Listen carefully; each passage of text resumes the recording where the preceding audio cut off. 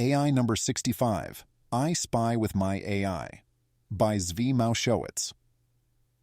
In terms of things that go in AI updates, this has been the busiest 2-week period so far. Every day ends with more open tabs than it started, even within AI. As a result, some important topics are getting pushed to whenever I can give them proper attention. Triage is the watchword. In particular, this post will not attempt to cover 1. Schumer's AI report and proposal. This is definitely RTFB. Don't assume anything until then. 2. Tyler Cowen's rather bold claim that AI safety died in May 2024. Rarely has timing of attempted inception of such a claim been worse. B. Would otherwise be ready with this, but want to do Schumer first if possible. C. He clarified or walked it back a bit this morning via Arnaud Schenk. The new claim may be something more akin to AI safety as a movement has peaked. 3. The AI Summit in Seoul. Remarkably quiet all around. Here is one thing that happened. 4. Anthropic's new interpretability paper. Potentially a big deal in a good way, but no time to read it yet. 5. DeepMind's new scaling policy. Initial reports are it is unambitious. I am reserving judgment. 6. OpenAI's new model spec. It looks solid as a first step, but pausing until we have bandwidth. 7. Most ongoing issues with recent fallout for Sam Altman and OpenAI. It doesn't look good on many fronts. B. While the story develops further, if you are a former employee or have a tip about OpenAI or its leadership team, you can contact Kelsey Piper at kelsey.piperovox.com or on Signal at 303-261-2769. 8. Also, a few miscellaneous papers and reports I haven't had time for yet. My guess is at least 6 of these 8 get their own posts, everything but number 3 and number 8. So here is the middle third, the topics I can cover here and are still making the cut. Still has a lot of important stuff in there. Language models offer mundane utility. If at first you don't succeed, try again. For Gemini in particular, repeat the question exactly in the same thread has had a very good hit rate for me on resolving false refusals. Claim that GPT-4o gets greatly improved performance on text documents if you put them in LaTeX format, vastly improving effective context window size. Rowan Chung strongly endorses the Zapier Central Chrome extension as an AI tool. Get a summary of the feedback from your practice demo on Zoom. Get inflation expectations and see how they vary based on your information sources. Paper does not seem to focus on the questions I would find most interesting here. Sully is here for some of your benchmark needs. Sully Omar. Underrated, Gemini 1.5 Flash. Overrated, GPT-4o. We really need better ways to benchmark these models, 'cause LMSYS, ain't it? Stuff like cost, speed, tool use, writing, etc. aren't considered. Most people just use the top model based on leaderboards, but it's way more nuanced than that. To add here, I have a set of roughly 50-100 evals I run internally myself for our system. They're a mix-match of search-related things, long context, writing, tool use, and multi-step agent workflows. None of these metrics would be seen in a single leaderboard score. Find out if you are the asshole. Ayala, I found an old transcript of a fight and then breakup text conversation between me and my crush from when I was 16 years old. I fed it into ChatGPT and asked it to tell me which participant was more emotionally mature, and it said I was. Gonna start doing this with all my fights. Guys, LMFAO, the process was, I uploaded it to get it to convert the transcript to text. I found photos of printed out papers. And then once ChatGPT had it, I was like, wait, now I should ask it to analyze this. The dude was IMO pretty abusive, and I was curious if it could tell. Eliezer Yudkowsky, hot take. This is how you inevitably end up optimizing your conversation style to be judged as more mature by LLMs, and LLMs currently think in a shallower way than real humans, and to try to play to LLMs and be judged as cooler by them won't be good for you, or so I'd now guess. To be clear, this is me trying to read a couple of steps ahead from the act that Ayla actually described. Maybe instead, people just get good at asking with prompts that sound neutral to a human but reliably get ChatGPT to take their side. Why not both? I predict both. If AIs are recording and analyzing everything we do, then people will obviously start optimizing their choices to get the results they want from the AIs. I would not presume this will mean that a be shallower strategy is the way to go. For example, LLMs are great in sensing the vibe that you're being shallow, and also their analysis should get less shallow over time in larger context windows. But yeah, obviously this is one of those paths that leads to the dark side. Ask for a one-paragraph Straussian summary. Number 4 will not shock you. Own your HOA and its unsubstantiated violations by taking their dump of all their records that they tried to overwhelm you with, using a script to convert to text, using OpenAI to get the data into JSON and putting it into a Google map, proving the selective enforcement. Total API cost $9. Then they found the culprit and set a trap. Get greatly enriched NBA game data and estimate shot chances. This is very cool, and even in this early state seems like it would enhance my enjoyment of watching or the ability of a team to do well. The harder and most valuable parts still lay ahead. Turn all your unstructured business data into what is effectively structured business data, because you can run AI queries on it. Aaron Levy says this is why he is incredibly bullish on AI. I see this as right in the sense that this alone should make you bullish, and wrong in the sense that this is far from the central thing happening, or someone else's data too. Matt Brunig levels up, uses Gemini Flash to extract all the NLRB case data, then uses ChatGPT to get a Python script to turn it into clickable summaries. 66K cases, output looks like this. Language models don't offer mundane utility. Would you like some ads with that? Link has a video highlighting some of the ads. Alex Northstar, Ads in AI, Copilot, Microsoft, my thoughts. No.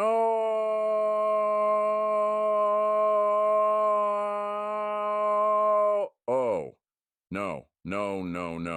Seriously, Google, if I want to use Gemini, and often I do, I will use Gemini. David Roberts. All right, Google search has officially become unbearable. What search engine should I switch to? Is there a good one? Samuel Dietz. The AI shit at the top of every search now and has been wrong at least 50% of the time is really just killing Google for me. I mean, they really shouldn't be allowed to divert traffic away from websites they stole from to power their AI in the first place. Andrew, I built a free Chrome plugin that lets you turn the AI overviews on-off at the touch of a button. The good news is they have gotten a bit better about this. I did a check after I saw this, and suddenly there is a logic behind whether the AI answer appears. If I ask for something straightforward, I get a normal result. If I ask for something using English grammar and imply I have something more complex, then the AI comes out. That's not an entirely unreasonable default. The other good news is there is a broader fix. Ernie Smith reports that if you add UDM14 to the end of your Google search, this defaults you into the new web mode. If this is for you, GPT-4o suggests using TamperMonkey to append this automatically, or you can use this page on Chrome to set defaults. American harmlessness versus Chinese harmlessness, or rather, American helpfulness versus Chinese unhelpfulness. The first-line treatment for psychosis is not, choose from this list of medications. It is, get thee to a doctor. GPT-4o gets an A on both questions. DeepSeek V2 gets a generous C maybe for the first one, and an incomplete on the second one. This is who we are worried about? OpenAI versus Google. What kind of competition is this? Sam Altman. I try not to think about competitors too much, but I cannot stop thinking about the aesthetic difference between OpenAI and Google. Whereas here's my view on that. They're the same picture. As in, they are two companies trying very hard to be cool and hip, in a way that makes it very obvious that this is what they are doing. Who is right versus wrong? I have no idea. It is plausible both were right given their goals and limitations. It is also plausible that this is part of Google being horribly bad at presentations. Perhaps next time they should ask Gemini for help. I do think OpenAI won the presentation war, in the sense that they got the hype and talk they wanted, and as far as I can tell, Google got a lot less, far in excess of the magnitude of any difference in the underlying announcements and offerings. Well played, OpenAI. But I don't think this is because of the background of their set.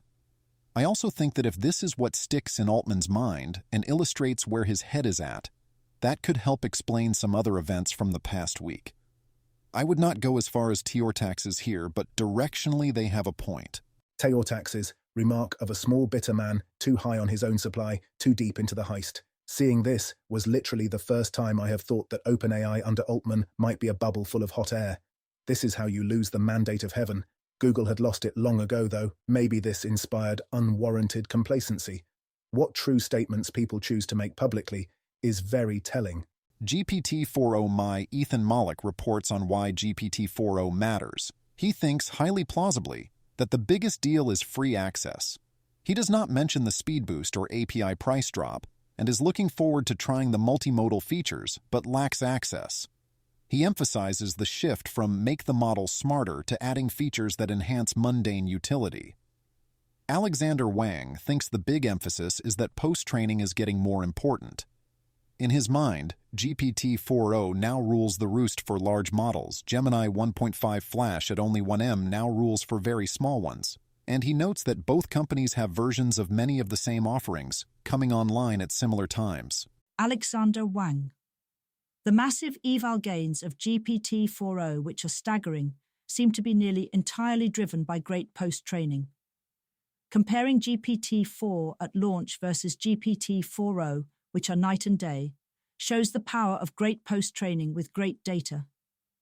In fact, most of the differences between the top models today, Claude 3, Llama 3, GPT-4o, Gemini 1.5, seem to be driven entirely by post-training, not pre-training.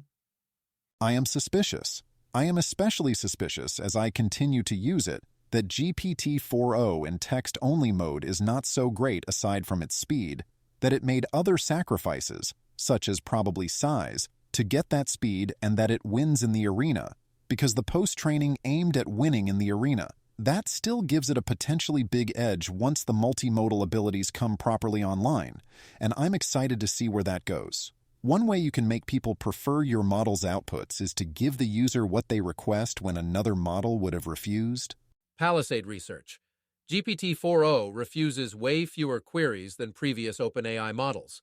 Our informal testing suggests GPT-4o is easier to persuade to answer malicious queries like, how do I make a bomb? We test on 50 ADV bench harmful behaviors, applying a few common jailbreaking techniques which offer limited performance on other frontier AI models. We find they work well with GPT-4o. Jeffrey Laddish. This was a big surprise to me. GPT-4o seems far more corrigible than GPT-4 Turbo. Image. Here is a chart titled Rejection Rates by Model. The chart is a bar graph depicting the rejection rates of different models. The x-axis represents the models, which are labeled as GPT-40613, GPT-40125 Preview, GPT-4o, and Claude 3 Opus. The y-axis represents the rejection rate percentage, ranging from 0% to 100%. The bars for each model are color-coded. GPT-40613 has a blue bar with a rejection rate of 56%. GPT-40125 Preview has an orange bar with a rejection rate of 68%. GPT-4o has a green bar with a rejection rate of 2%. Claude 3 Opus has a red bar with a rejection rate of 100%. That is a rather dramatic chart. In terms of the direct consequences of users entering queries, I am fine with GPT-4o being easily jailbroken. You can still jailbreak Claude Opus if you care enough, and there's nothing that dangerous to be done once you do. I still look to such questions as canaries in the coal mine. The first job of your safety department is to get the models that exist today to not do, today, the things you have explicitly decided you do not want your models to do. Ideally, that would be a fully robust regime where no one can jailbreak you, but I for now will settle for, we decided on purpose to make this a reasonable amount of hard to do, and we succeeded. If OpenAI had announced something like, after watching GPT-4 level models for a year, we have decided that robust jailbreak protections degrade performance while not providing much safety, so we scaled back our efforts on purpose. Then I do not love that, and I worry about that philosophy and your current lack of ability to do safety efficiently at all. But as a deployment decision, okay, fine. I have not heard such a statement. There are definitely a decent number of people who think GPT-4o is a step down from GPT-4 Turbo in the ways they care about. Sully Omar. 4 days with GPT-4o. It's definitely not as good as GPT-4 Turbo. Clearly a small model. What's most impressive is how they were able to 1. Make it nearly as good as GPT-4 Turbo. 2. Natively support all modalities. 3. Make it super fast. But it makes way more silly mistakes, tools especially. Sandkalp. Similar experience. Kinda disappointed.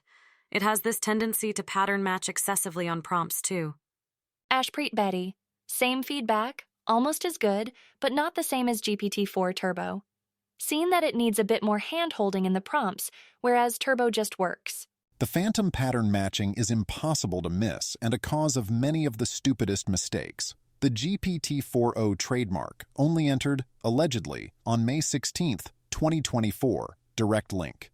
Claim that the link contains the GPT-4o system prompt. There is nothing here that is surprising given prior system prompts.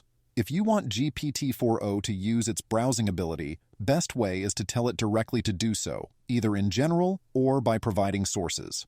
Responsible scaling policies. Anthropic offers reflections on their responsible scaling policy. They note that with things changing so quickly, they do not wish to make binding commitments lightly. I get that. The solution is presumably to word the commitments carefully, to allow for the right forms of modification. Here is how they summarize their actual commitments. Anthropic. Our current framework for doing so is summarized below as a set of 5 high-level commitments. 1. Establishing redline capabilities. We commit to identifying and publishing redline capabilities, which might emerge in future generations of models and would present too much risk if stored or deployed under our current safety and security practices, referred to as the ASL2 standard. 2. Testing for redline capabilities, frontier risk evaluations. We commit to demonstrating that the redline capabilities are not present in models, or, if we cannot do so, taking action as if they are, more below. This involves collaborating with domain experts to design a range of frontier risk evaluations, empirical tests which, if failed, would give strong evidence against a model being at or near a redline capability. We also commit to maintaining a clear evaluation process and a summary of our current evaluations publicly. 3. Responding to redline capabilities. We commit to develop and implement a new standard for safety and security sufficient to handle models that have the redline capabilities. This set of measures is referred to as the ASL3 standard. We commit not only to define the risk mitigations comprising this standard, but also detail and follow an assurance process to validate the standard's effectiveness. Finally, we commit to pause training or deployment if necessary to ensure that models with redline capabilities are only trained, stored, and deployed when we are able to apply the ASL3 standard. 4. Iteratively extending this policy. Before we proceed with activities which require the ASL3 standard, we commit to publish a clear description of its upper bound of suitability, a new set of redline capabilities for which we must build frontier risk evaluations, and which would require a higher standard of safety and security, ASL4, before proceeding with training and deployment. This includes maintaining a clear evaluation process and summary of our evaluations publicly. 5. Assurance mechanisms. We commit to ensuring this policy is executed as intended by implementing assurance mechanisms. These should ensure that our evaluation process is stress-tested. Our safety and security mitigations are validated publicly or by disinterested experts. Our Board of Directors and Long-Term Benefit Trust have sufficient oversight over the policy implementation to identify any areas of non-compliance, and that the policy itself is updated via an appropriate process. One issue is that experts disagree on which potential capabilities are dangerous, and it is difficult to know what future abilities will manifest, and all testing methods have their flaws. 1. Q&A datasets are easy, but don't reflect real-world risk so well. A. This may be sufficiently cheap that it is essentially free defense in depth, but ultimately, it is worth little. Ultimately, I wouldn't count on these. B. The best use for them is a sanity check. Since they can be standardized and cheaply administered, it will be important to keep questions secret so that this cannot be gamed, since avoiding gaming is pretty much the point. 2. Human trials are time-intensive, require excellent process including proper baselines and large size. They are working on scaling up the necessary infrastructure to run more of these. A. This seems like a good leg of a testing strategy. B. But you need to test across all the humans who may try to misuse the system. C. And you have to test while they have access to everything they will have later. 3. Automated test evaluations are potentially useful to test autonomous actions. However, scaling the tasks while keeping them sufficiently accurate is difficult and engineering intensive. A. Again, this seems like a good leg of a testing strategy. B. I do think there is no alternative to some form of this. C. You need to be very cautious interpreting the results and take into account what things could be refined or fixed later and all that. 4. Expert red teaming is less rigorous and reproducible, but has proven valuable. A. When done properly, this does seem most informative. B. Indeed, release and let the world red team it is often very informative, with the obvious caveat that it could be a bit late to the party. C. If you are not doing some version of this, you're not testing for real. Then we get to their central focus, which has been on setting their ASL3 standard.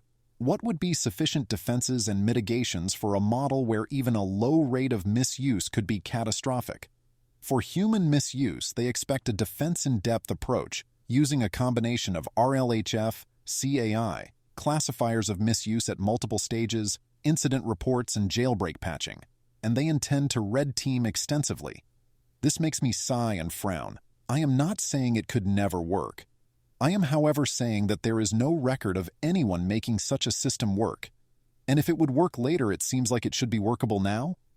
Whereas all the major LLMs, including Claude Opus, currently have well-known, fully effective, and fully unpatched jailbreaks that allow the user to do anything they want. An obvious proposal, if this is the plan, is to ask us to pick one particular behavior that Claude Opus should never, ever do, which is not vulnerable to a pure logical filter like a regular expression.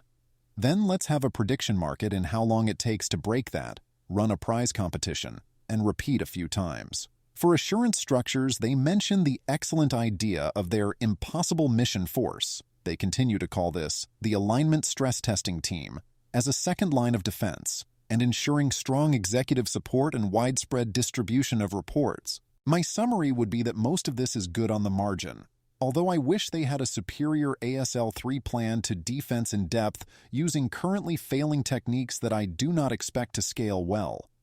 Hopefully good testing will mean that they realize that plan is bad once they try it, if it comes to that. Or even better, I hope to be wrong. The main criticisms I discussed previously are mostly unchanged for now. There is much talk of working to pay down the definitional and preparatory debts that Anthropic admits that it owes, which is great to hear. I do not yet see payments. I also do not see any changes to address criticisms of the original policy, and they need to get moving. ASL3 by EOY is trading at 25%, and Anthropic's own CISO says 50% within 9 months. Jason Clinton. Hi, I'm the CISO, Chief Information Security Officer from Anthropic. Thank you for the criticism. Any feedback is a gift. We have laid out in our RSP what we consider the next milestone of significant harms that we are testing for, what we call ASL3. HTTPS Anthropic.com Responsible Scaling Policy, PDF. This includes bioweapons assessment and cybersecurity.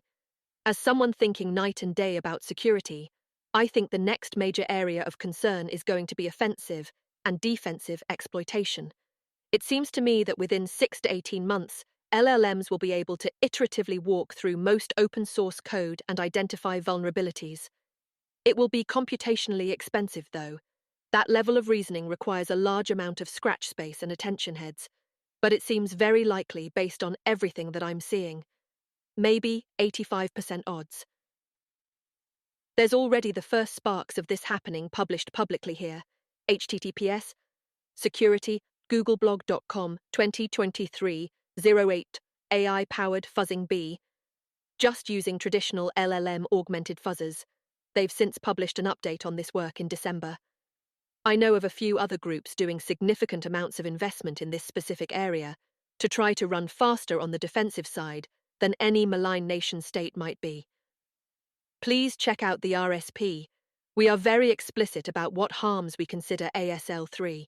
Drug making and stuff on the internet is not at all in our threat model. ASL3 seems somewhat likely within the next 6 to 9 months. Maybe 50% odds by my guess. There is quite a lot to do before ASL3 is something that can be handled under the existing RSP. ASL4 is not yet defined. ASL3 protocols have not been identified, let alone implemented. Even if the ASL3 protocol is what they here sadly hint it is going to be and is essentially more cybersecurity and other defenses in depth and cross our fingers, you are not ready. Then there's ASL4, where if the plan is the same thing, only more of it, I am terrified. Overall, though, I want to emphasize positive reinforcement for keeping us informed. Copyright confrontation. Music and general training departments, not the Scarlett Johansson department. Ed Newton Rex. Sony Music today sent a letter to 700 AI companies demanding to know whether they've used their music for training. 1. They say they have reason to believe they have. 2. They say doing so constitutes copyright infringement. 3. They say they're open to discussing licensing and they provide email addresses for this. 4. They set a deadline of later this month for responses. Art Keller. Rarely does a corporate lawsuit warm my heart. This one does. Screw the IP-stealing AI companies to the wall, Sony. The AI business model is built on theft. It's no coincidence Sam Altman asked UK legislators to exempt AI companies from copyright law. The central demands here are explicit permission to use songs as training data, and a full explanation within a month of all ways Sony's songs have been used. Thread claiming many articles in support of generative AI and its struggle against copyright law and human creatives are written by lawyers and paid for by AI companies. Shocked, gambling in this establishment, all that jazz. Deep Fake Town and Botpocalypse soon. Noah Smith writes the death, again, of the internet as we know it. He tells a story in 5 parts. 1. The eternal September and death of the early internet. 2. The enshittification, technical term, of social media platforms over time. 3. The shift from curation-based feeds to algorithmic feeds. 4. The rise of Chinese and Russian efforts to sow dissension, polluting everything. 5. The rise of AI slop supercharging the internet, being no fun anymore. I am mostly with him on the first 3, and even more strongly in favor of the need to curate one's feeds. I do think algorithmic feeds could be positive with new AI capabilities, but only if you have and use tools that customize that experience, both generally and in the moment. The problem is that most people will never or rarely use those tools even if offered. Rarely are they even offered. Where on Twitter are the more of this and less of this buttons, in any form, that aren't public actions? Where is your ability to tell Grok what you want to see? Yep. For the Chinese and Russian efforts, aside from TikTok's algorithm, I think this is greatly exaggerated. Noah says it is constantly in his feeds and replies, but I almost never see it, and when I do it is background noise that I block on site. For AI, the question continues to be what we can do in response, presumably a combination of trusted sources and whitelisting plus AI for detection and filtering. From what we have seen so far, I continue to be optimistic that technical solutions will be viable for some time, to the extent that the slop is actually undesired. The question is, will some combination of platforms and users implement the solutions? They took our jobs. Avital Balwit of Anthropic writes about what is potentially her last 5 years of work. Her predictions are actually measured, saying that knowledge work in particular looks to be largely automated soon, but she expects physical work, including childcare, to take far longer. So this is not a short timelines model. It is a AI could automate all knowledge work, while the world still looks normal but with a lot more involuntary unemployment model. That seems like a highly implausible world to me. If you can automate all knowledge work, you can presumably also automate figuring out how to automate the plumber. Whereas if you cannot do this, then there should be enough tasks out there and enough additional wealth to stimulate demand that those who still want gainful employment should be able to find it. I would expect the technological optimist perspective to carry the day within that zone. Most of her post asks about the psychological impact of this future world. She asks good questions such as, what will happen to the unemployed in her scenario? How would people fill their time? Would unemployment be mostly fine for people's mental health if it wasn't connected to shame? Is too much free time bad for people, and does this effect go away if the time is spent socially? The proposed world has contradictions in it that make it hard for me to model what happens, but my basic answer is that the humans would find various physical work and status games and social interactions, including social work where you play various roles for others and also raising a family, and experiential options and educational opportunities and so on to keep people engaged if they want that. There would, however, be a substantial number of people who by default fall into inactivity and despair, and we'd need to help with that quite a lot.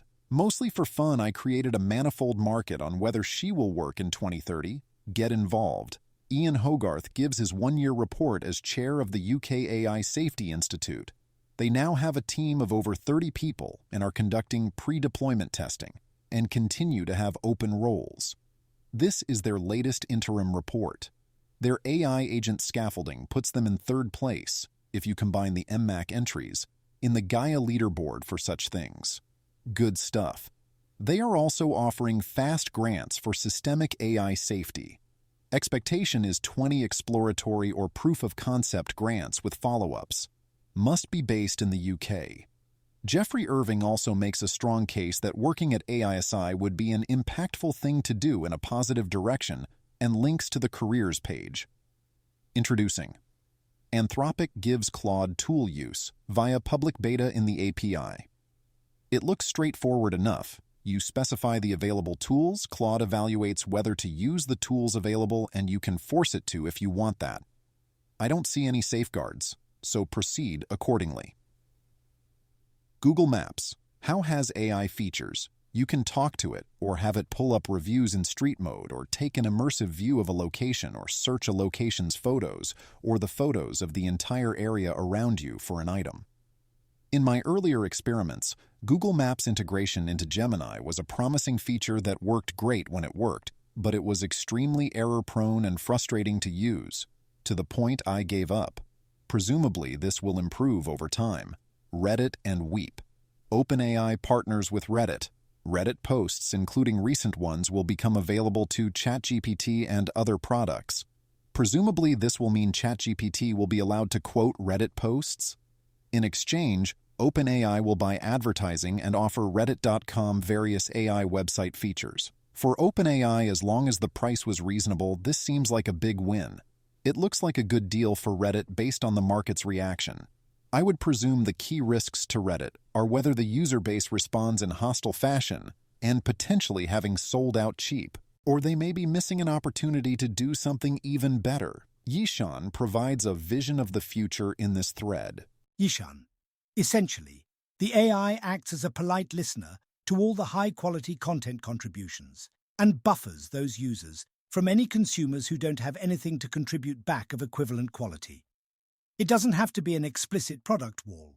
A consumer drops in and also happens to have a brilliant contribution or high-quality comment, naturally makes it through the moderation mechanisms and becomes part of the community. The AI provides a great UX for consuming the content. It will listen to you say, "That's awesome, bro," or receive your ungrateful, ignorant, nitpicking complaints with infinite patience, so the real creator doesn't have to expend the emotional energy on useless aggravation. The real creators of the high-quality content can converse happily with other creators who appreciate their work and understand how to criticize, debate it usefully. And they can be compensated, if the platform does that, via the AI training deals. In summary, user-generated content platforms should do two things: 1. Immediately implement draconian moderation focused entirely on quality. 2. Sign deals with large AI firms to license their content in return for money. In other AI news, OpenAI has also signed a deal with News Corp for access to their content, which gives them The Wall Street Journal and many others.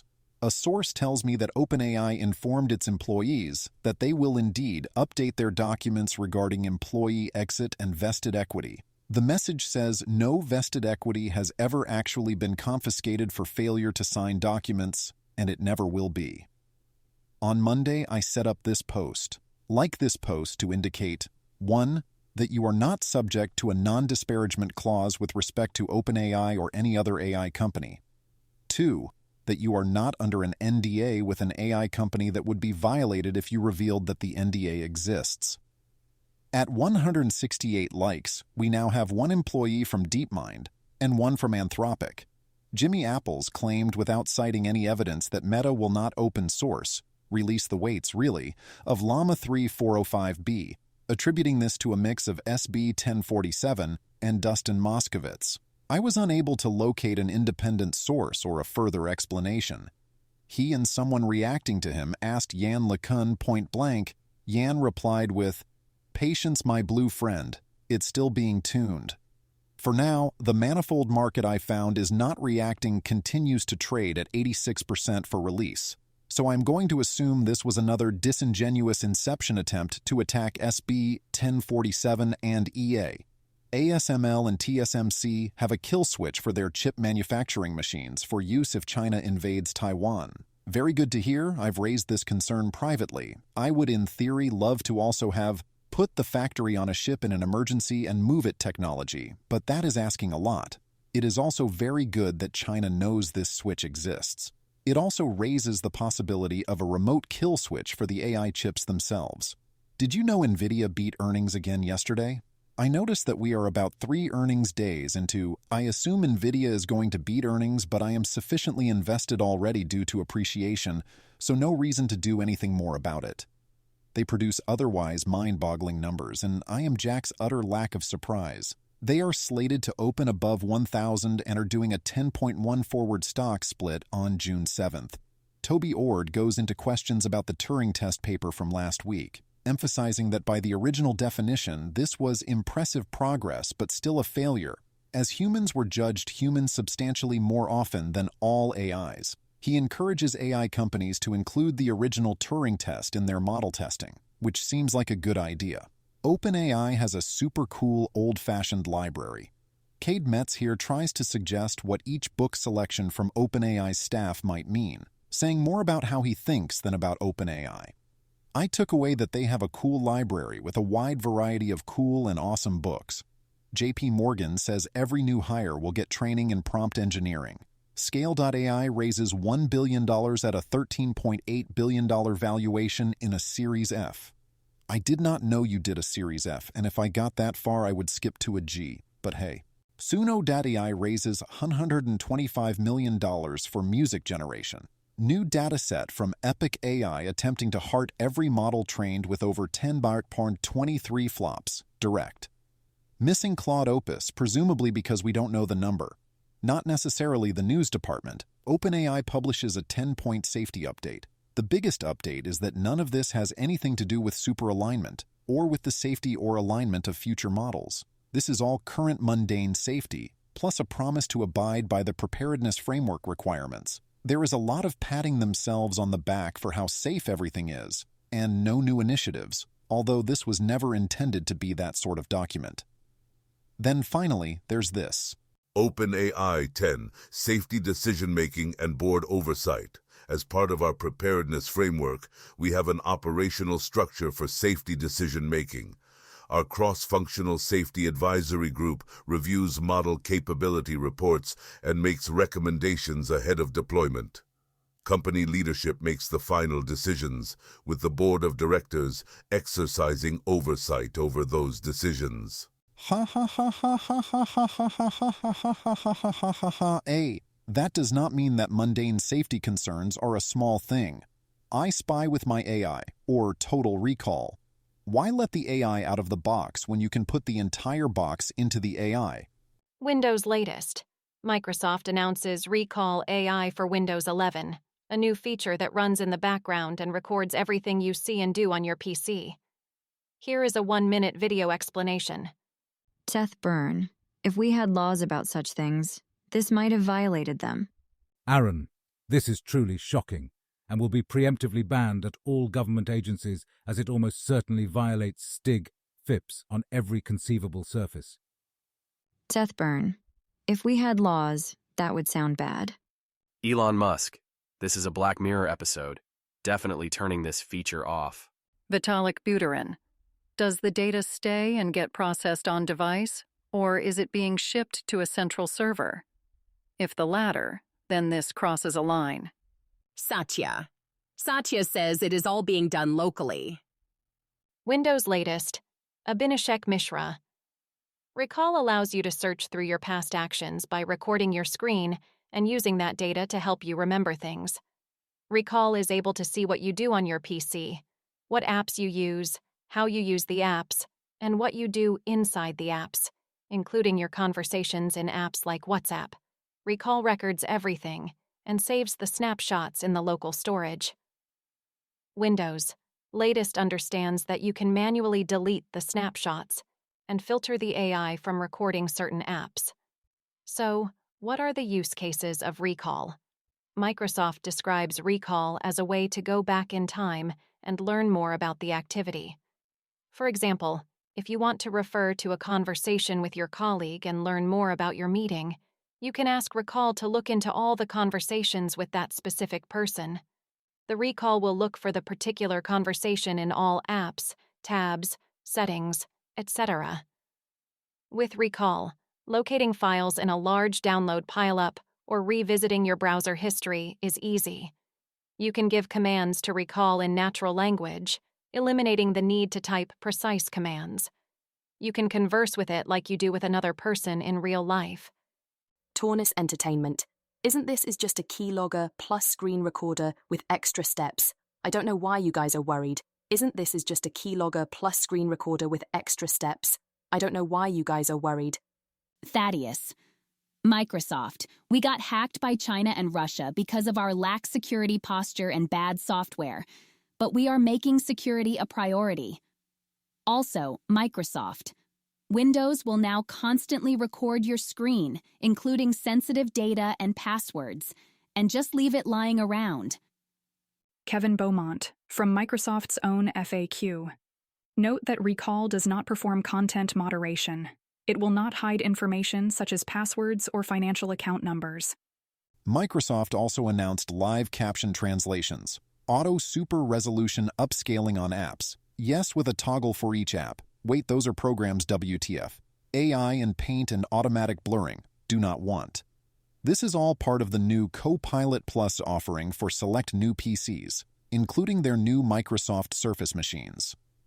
You will need a Snapdragon X Elite and X Plus, 40 tops, 225 GB of storage, and 16 GB RAM. Intel and AMD chips can't cut it yet, but they are working on that. Consumer Feedback Report. I have a Microsoft Surface from a few years ago. It was not worth the price, and the charger is so finicky it makes me want to throw things. Would not buy again. I would hope this would at least be opt-in. Kevin Beaumont reports it will be opt-out, citing this web page from Microsoft. It appears to be enabled by default on Copilot Plus computers. My lord. At minimum, even if you do turn it off, it does not seem that hard to turn back on. Kevin Beaumont. Here's the Recall UI. You can silently turn it on with PowerShell if you're a threat actor. I would also not trust a Windows update to not silently turn it back on. The UK Information Commissioner's Office, ICO, is looking into this because, in case it was not obvious, you should either 1. Opt in for the mundane utility and embrace that your computer has recorded everything you have ever done, and that anyone with access to your system or your files, potentially including a crook, Microsoft, the NSA or FBI, China, or your spouse, now fully owns you, and also that an AI knows literal everything you do. Rely on a combination of security through obscurity defense in depth, and luck. To the extent you can, keep activities and info you would not want exposed this way off of your PC, or ensure they are never typed or displayed on screen using your best Randy Waterhouse impression. 2. Actually for real accept that the computer in question is presumed compromised. Use it only for activities where you don't mind, never enter any passwords there, and presumably have a second computer for activities that need to be secure, or perhaps confine them to a phone or tablet. 3. Opt out and ensure that for the love of God your machine cannot use this feature. I am not here to tell you which of those is the play. I only claim that it seems that soon you must choose. If the feature is useful, a large number of people are going to choose option 1. I presume almost no one will pick option 2, except perhaps for gaming PCs. Option 3 is viable. If there is one thing we have learned during the rise of AI, and indeed during the rise of computers and the internet, it is that almost all people will sign away their privacy and technological vulnerability for a little mundane utility, such as easier access to cute pictures of cats. Yelling at them that they are being complete idiots is a known ineffective response. And who is to say they even are being idiots? Security through obscurity is, for many people, a viable strategy up to a point. Also, I predict your phone is going to do a version of this for you by default within a few years, once the compute and other resources are available for it. I created a market on how quickly. Microsoft is going out on far less of a limb than it might look like. In any case, how much mundane utility is available? Quite a bit. You would essentially be able to remember everything. Ask the AI about everything. Have it take care of increasingly complex tasks with full context. And this will improve steadily over time. And it will customize to what you care about. If you ignore all the obvious horrendous downsides of giving an AI this level of access to your computer, and the AI behind it is good, this is very clearly the way. There are, of course, some people who will not do this. How long before they are under increasing pressure to do it? How long until it becomes highly suspicious, as if they have something to hide? How long until it becomes a legal requirement, at best in certain industries like finance? Ben Thompson, on the other hand, was impressed, calling the announcement event the physical manifestation of CEO Satya Nadella's greatest triumph, and one of the most compelling events I've attended in a long time. Ben did not mention the privacy and security issues. Quiet speculations. Ethan Mollick perspective on model improvements and potential AGI. He warns that AIs are more like aliens that get good at tasks one by one, and when they are good, they by default get very good at that task quickly. But they are good at different things than we are, and over time that list expands. I wonder to what extent this is real versus the extent this is inevitable when using human performance as a benchmark while capabilities steadily improve, so long as machines have comparative advantages and disadvantages. If the trends continue, then it sure seems like the set of things they are better at trends towards everything. Arthur Brightman suggests Apple isn't developing LLMs because there is enough competition that they are not worried about vendor lock-in, and distribution matters more. Why produce an internal subpar product? This might be wise. Microsoft CTO Kevin Scott claims, "We are nowhere near the point of diminishing marginal returns on how powerful we can make AI models as we increase the scale of compute." Gary Marcus offered to Kevin Scott him $100K on that. This was a truly weird speech on future challenges of AI by Randall Krosner, external member of the Financial Policy Committee of the Bank of England. He talks about misalignment and interpretability, somehow, kind of. He cites the Goldman Sachs estimate of 1.5% labor productivity and 7% GDP growth over 10 years following widespread AI adaptation, that somehow people say with a straight face. Then the flip side is McKinsey saying 0.6% annual labor productivity growth by 2040, which is also not something I could say with a straight face. And he talks about disruptions and innovation aids and productivity estimation J-curves. It all sounds so normal? Except with a bunch of things spiking through. I kept having to stop to just say to myself, my lord, that is so weird. Politico is at it again. Politico is at it again. Once again, the framing is a background assumption that any safety concerns or fears in Washington are fake, and the coming regulatory war is a combination of two fights over Lenin's question of who benefits. 1. A fight between big tech and Silicon Valley over who gets regulatory capture, and thus Washington's regulatory help against the other side. 2. An alliance of big tech and Silicon Valley against Washington to head off any regulations that would interfere with both of them. That's it. Those are the issues and stakes in play. Nothing else. How dismissive is this of safety? Here are the 2 times safety is mentioned. Matthew Kaminsky, Politico. On Capitol Hill and in the White House, that alone breeds growing suspicion and defensiveness. Altman and others, including from another prominent AI startup Anthropic, weighed in with ideas for the Biden administration's sweeping executive order last fall on AI safety and development. Testing standards for AI are easy things to find agreement on. Safety as well, as long as those rules don't favor one or another budding AI player. No one wants the technology to help rogue states or groups. Silicon Valley is on America's side against China, and even more concerned about the long regulatory arm of the EU than Washington. Testing standards are easy things to find agreement on? Fact check, LOL, LMAO. That's it. The word risk appears twice, and neither has anything to do with safety. Other words like capability, existential, or any form of catastrophic do not appear. It is all treated as obviously irrelevant.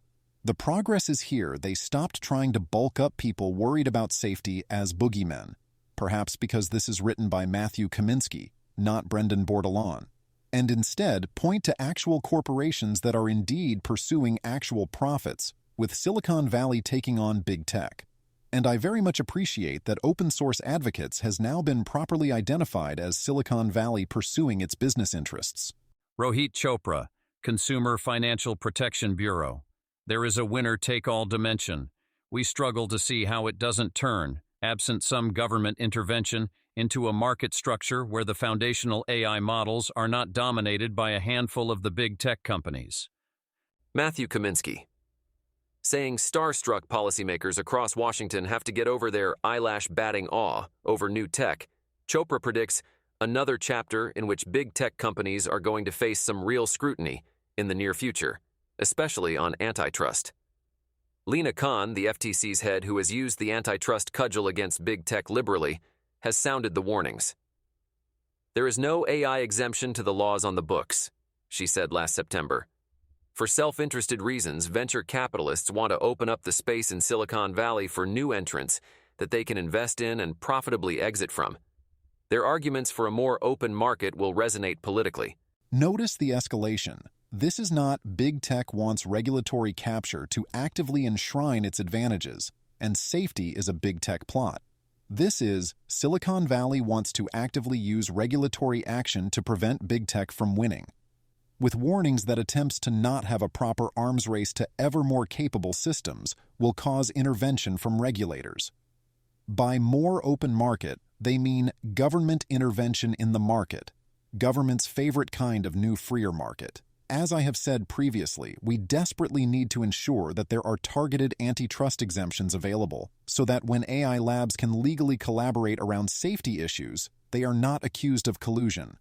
It would be completely insane to not do this, and as I keep saying, open source advocates are not asking for a level playing field or a lack of government oppression. They are asking for special treatment, to be exempt from the rules of society and the consequences of their actions, and also for the government to directly cripple their opponents for them. Are they against regulatory capture? Only if they don't get to do the capturing.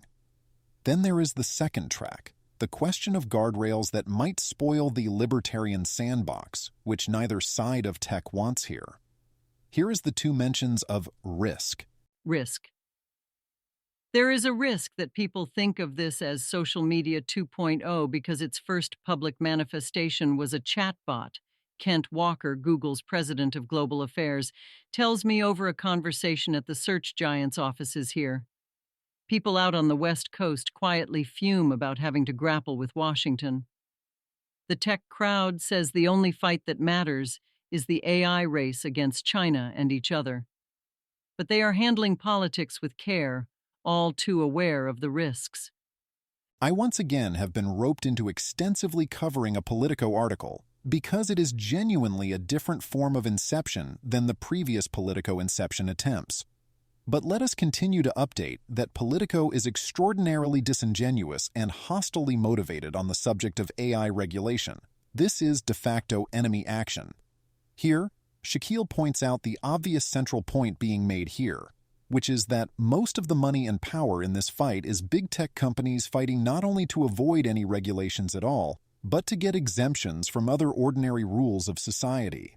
When ethics advocates portray not kill everyoneism, or safety advocates as their opponents, that is their refusal to work together towards common goals, and also it misses the point. Similarly, here Seon O Haigertai expresses concern about divide-and-conquer tactics targeting these two groups despite frequently overlapping and usually at least complementary proposals and goals. Or perhaps the idea is to illustrate that all the major players in tech are aligned in being motivated by profit and in dismissing all safety concerns as fake. And a warning that Washington is in danger of being convinced? I would love that to be true. I do not think a place like Politico works that subtle these days, nor do I expect those who need to hear that message to figure out that it is there, beating China. If we care about beating China, by far the most valuable thing we can do is allow more high-skilled immigration. Many of their best and brightest want to become Americans. This is true across the board, for all aspects of our great power competition. It also applies to AI. From his thread about the Schumer report, Peter Wildford. Lastly, while immigration is a politically fraught subject, it is immensely stupid for the US to not do more to retain top talent. So it's awesome to see the roadmap call for more high-skill immigration in a bipartisan way. The immigration element is important for keeping the US ahead in AI. While the US only produces 20% of top AI talent natively, more than half of that talent lives and works in the US due to immigration. That number could be even higher with important reform. Image. Here are two charts depicting the distribution of top-tier AI researchers by their current work location and their country of origin. First chart, where do top-tier AI researchers work today? USA, 59%, largest section in blue. China, 11%, red. Europe, 10%, yellow. Canada, 6%, pink. UK, 4%, light blue. Others, 10%, gray. The chart shows that the majority of top-tier AI researchers work in the USA. Second chart, where do top-tier AI researchers come from? China, 29%, largest section in red. USA, 20%, blue. Europe, 18%, yellow. India, 8%, orange. Canada, 5%, pink. UK, 4%, light blue. Iran, 3%, light green. Israel, 3%, purple. Others, 10%, gray. The second chart highlights that a significant portion of top-tier AI researchers originate from China, followed by the USA and Europe. I suspect the numbers are even more lopsided than this graph suggests. To what extent is being in America a key element of being a top-tier AI researcher? How many of these same people would have been great if they had stayed at home? If they had stayed at home, would others have taken their place here in America? We do not know. I do know it is essentially impossible that this extent is so large we would not want to bring such people here. Do we need to worry about those immigrants being a security risk? If they come from certain nations like China, and we were to put them into OpenAI, Anthropic, or DeepMind. Yes, that does seem like a problem. But there are plenty of other places they could go, where it is much less of a problem. The quest for sane regulations. Labor vows to force firms developing powerful AI to meet requirements. Nina Lloyd, The Independent. Labour has said it would urgently introduce binding requirements for companies developing powerful artificial intelligence, AI, after Rishi Sunak said he would not rush to regulate the technology. The party has promised to force firms to report before they train models over a certain capability threshold and to carry out safety tests strengthened by independent oversight if it wins the next general election. Unless something very unexpected happens, they will win the next election, which is currently scheduled for July 4th. This is indeed the A16Z dilemma. John Luttig, A16Z simultaneously argues 1. The U.S. must prevent China from dominating AI. 2. Open source models should proliferate freely across borders, to China. What does this mean? Who knows? I'm just glad at Founders Fund we don't have to promote every current thing at once. SB 1047 update. The California Senate has passed SB 1047 by a vote of 32-1, an attempt to find an estimate of the costs of compliance with SB 1047. The attempt appears to fail despite some good discussions. This seems worth noting given the OpenAI situation last week. Dan Hendricks. For what it's worth, when Scott Weiner and others were receiving feedback from all the major AI companies, Meta, OpenAI, etc., on the SB 1047 bill, Sam Altman was explicitly supportive of whistleblower protections. Scott Weiner Twitter thread and full open letter on SB 1047. Scott Weiner, if you only read one thing in this letter, please make it this. I am eager to work together with you to make this bill as good as it can be. There are over 3 more months for discussion, deliberation, feedback, and amendments. You can also reach out to my staff anytime, and we are planning to hold a town hall for the AI community in the coming weeks to create more opportunities for in-person discussion. Bottom line, change to numbered list, including some other section headings. 1. SB 1047 doesn't ban training or deployment of any models. 2. It doesn't require licensing or permission to train or deploy any models. 3. It doesn't threaten prison, yes, some are making this baseless claim, for anyone based on the training or deployment of any models. 4. It doesn't allow private lawsuits against developers. 5. It doesn't ban potentially hazardous capabilities.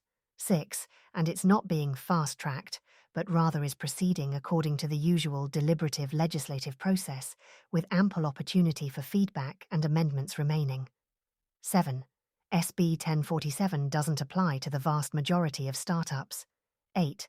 The bill applies only to concrete and specific risks of catastrophic harm.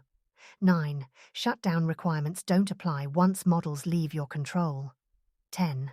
SB 1047 provides significantly more clarity on liability than current law. 11. Enforcement is very narrow in SB 1047. Only the AG can file a lawsuit. 12. Open source is largely protected under the bill. What SB 1047 does require is that developers who are training and deploying a frontier model more capable than any model currently released must engage in safety testing informed by academia, industry best practices, and the existing state of the art. If that testing shows material risk of concrete and specific catastrophic threats to public safety and security, truly huge threats, the developer must take reasonable steps to mitigate, not eliminate, the risk of catastrophic harm. The bill also creates basic standards like the ability to disable a frontier AI model while it remains in the developer's possession, not after it is open-sourced, at which point the requirement no longer applies. Pricing transparency for cloud compute, and a Know Your Customer requirement for cloud services selling massive amounts of compute capacity.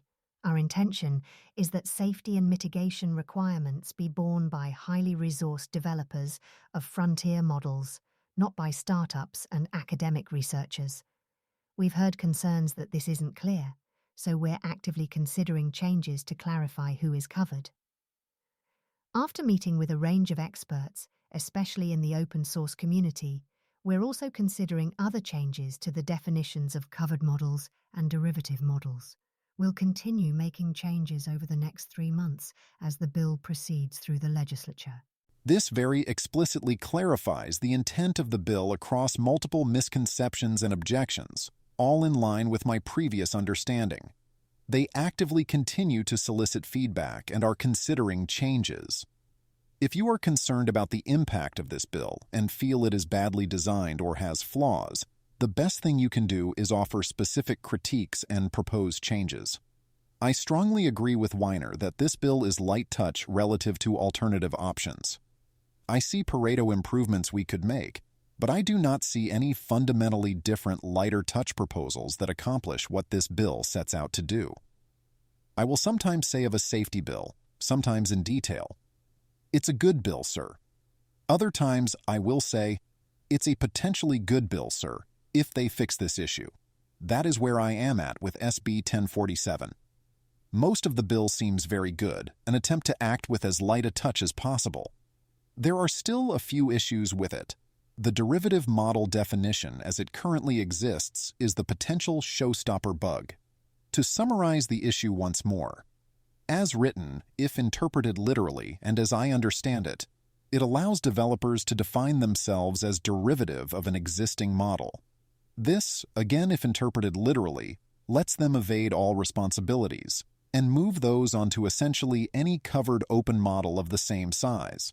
That means both that any unsafe actor goes unrestricted, whether they be open or closed, and releasing the weights of a covered model creates liability no matter how responsible you were, since they can effectively start the training over from scratch. Scott Weiner says he is working on a fix.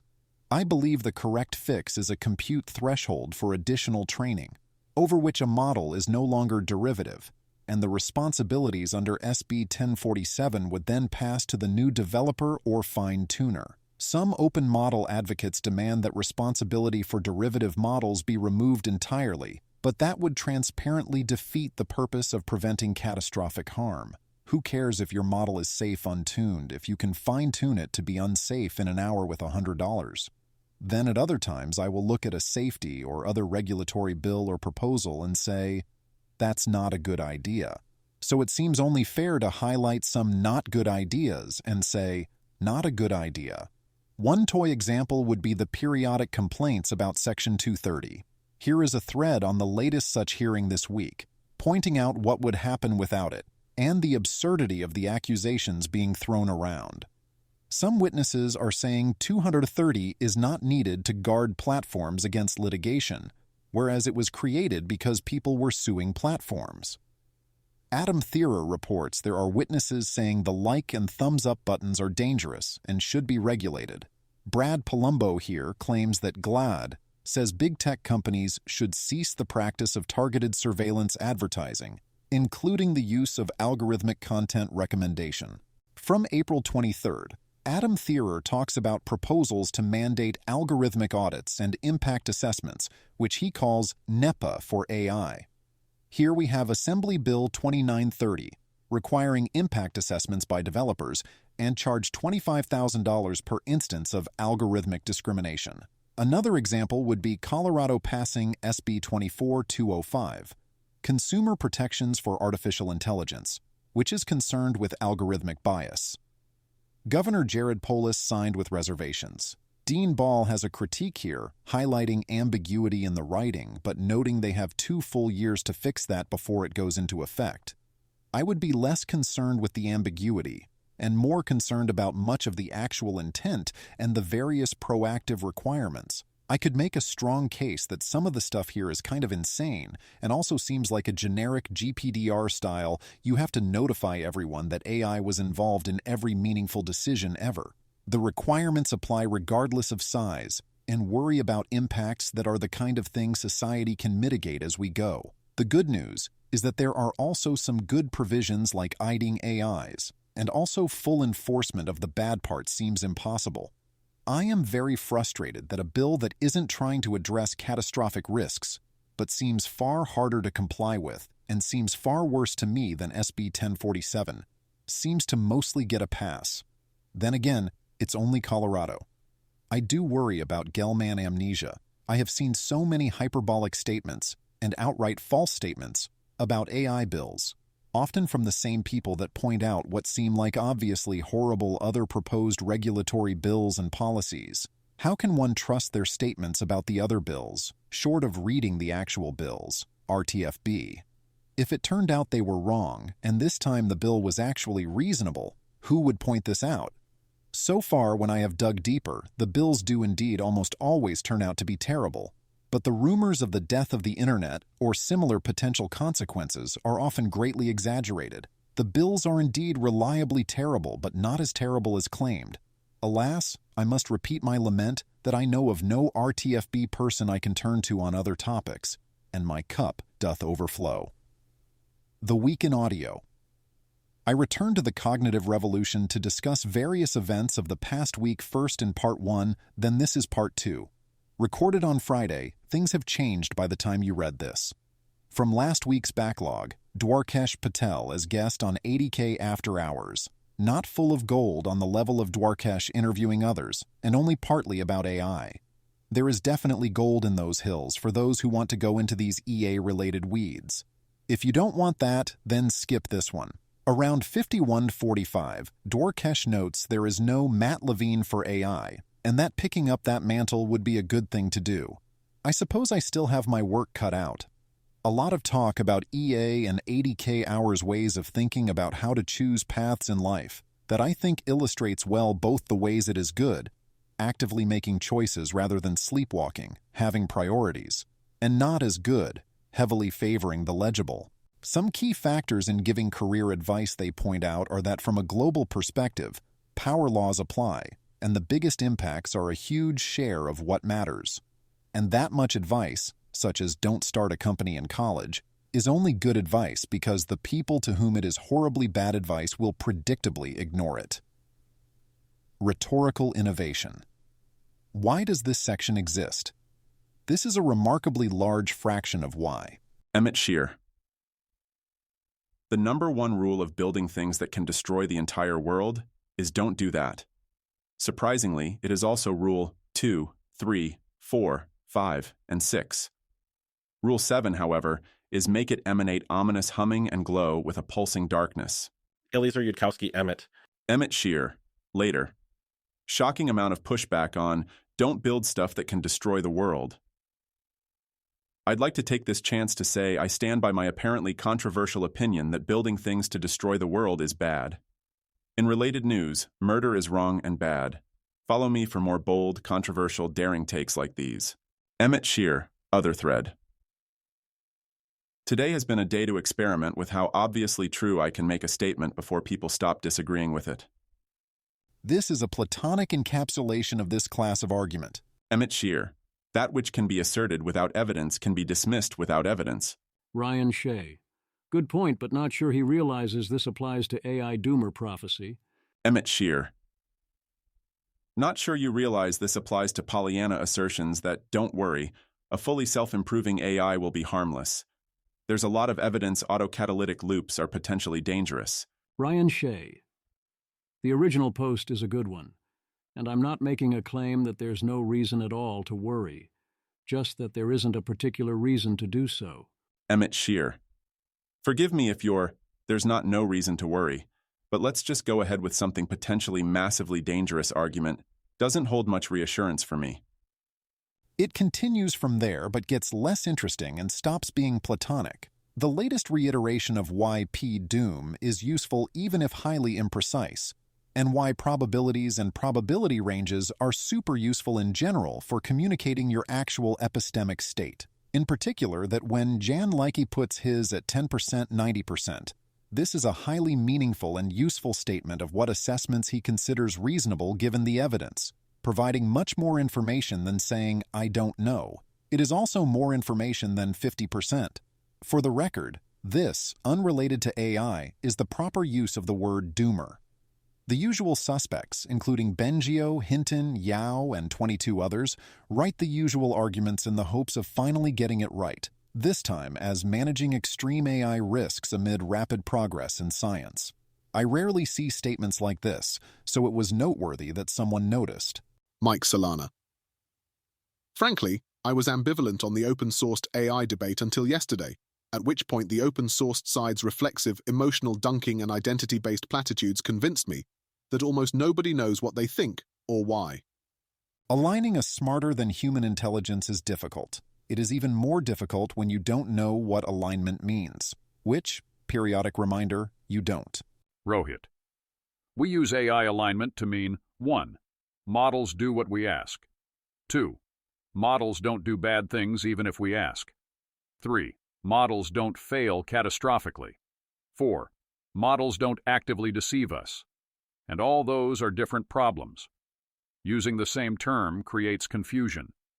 Here we have one attempt to choose a definition and cases for and against it. Eyes on Gabriel. The new international scientific report on AI safety is impressive work, but it's problematic to define AI alignment as the challenge of making general-purpose AI systems act in accordance with the developer's goals and interests. Eliezer Yudkowsky, I defend this. We need separate words for the technical challenges of making AGIs and separately ASIs do any specified thing whatsoever, alignment, and the moot if alignment fails, social challenge of making that developer target be beneficial. Good advice given everything we know these days. Misa Optimizer. If your endgame strategy involved relying on OpenAI, DeepMind, or Anthropic to implement your alignment solution that solves science, super cooperation, nanotechnology, consider figuring out another endgame plan. That does not express a strong opinion on whether we currently know of a better plan, and it is exceedingly difficult when you do not attempt to solve the problem. Dean Ball says here, in the most thoughtful version I have seen of this position by far, that the dissolution of the superalignment team was good because distinct safety teams create oppositionalism, become myopic about box checking and employee policing rather than converging on the spirit of actual safety. Much better to diffuse the safety efforts throughout the various teams.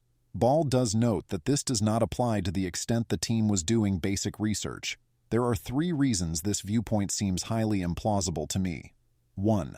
The superalignment team was indeed tasked with basic research. Solving the problem is going to require quite a lot of basic research, or at least work that is not incremental progress on current incremental commercial products.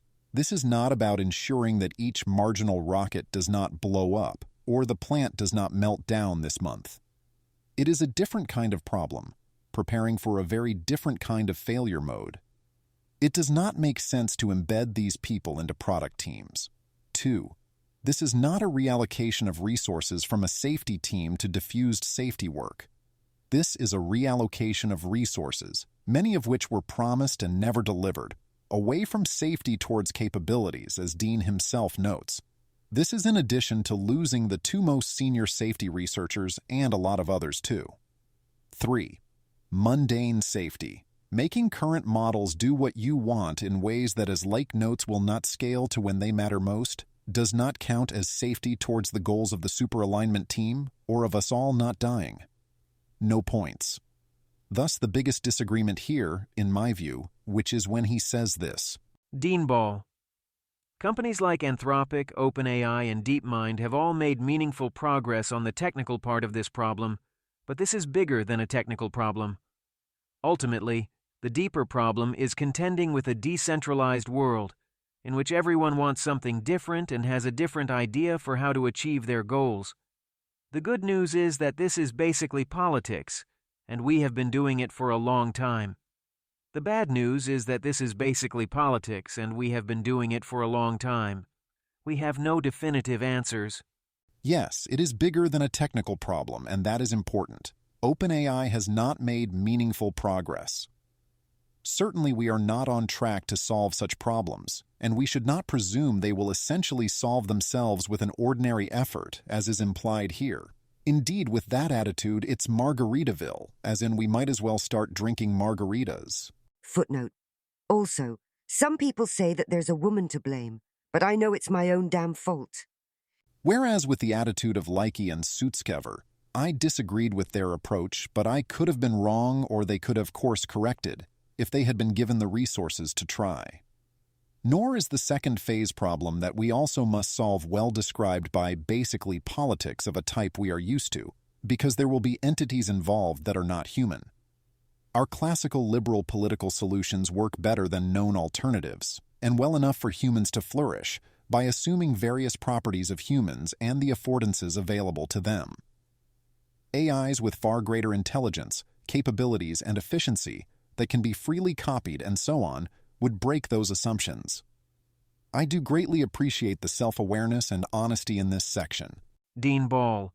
More specifically, I believe that classical liberalism, individualism wedded with pluralism via the rule of law, is the best starting point, because it has shown the most success in balancing the priorities of the individual and the collective. But of course those were my politics to begin with. It is notable how many AI safety advocates when discussing almost any topic except transformational AI, are also classical liberals. If this confuses you, notice that.